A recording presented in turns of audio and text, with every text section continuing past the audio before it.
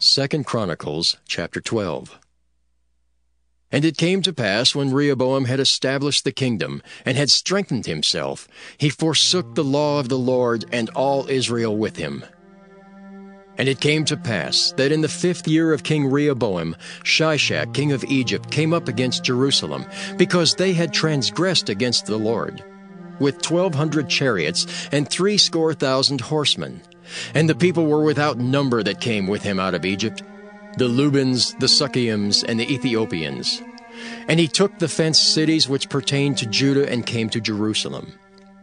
Then came Shemaiah the prophet to Rehoboam, and to the princes of Judah that were gathered together to Jerusalem because of Shishak, and said unto them, Thus saith the Lord, Ye have forsaken me, and therefore have I also left you in the hand of Shishak.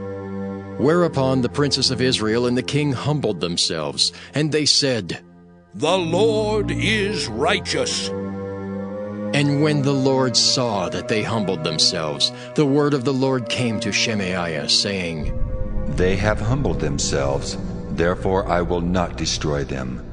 But I will grant them some deliverance, and my wrath shall not be poured out upon Jerusalem by the hand of Shishak.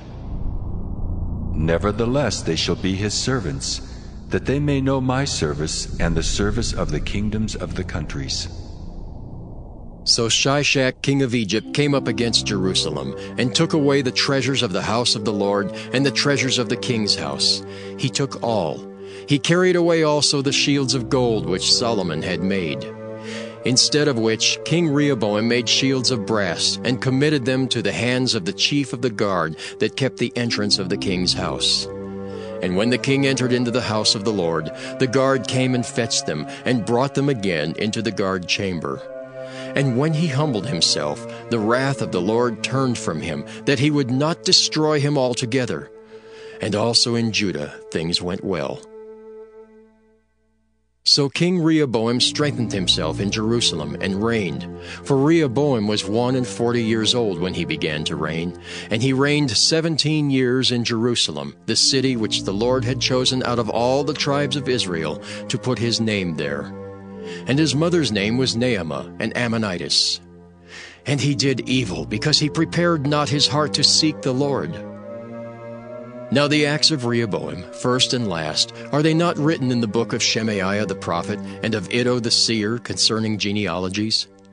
And there were wars between Rehoboam and Jeroboam continually. And Rehoboam slept with his fathers, and was buried in the city of David. And Abijah his son reigned in his stead.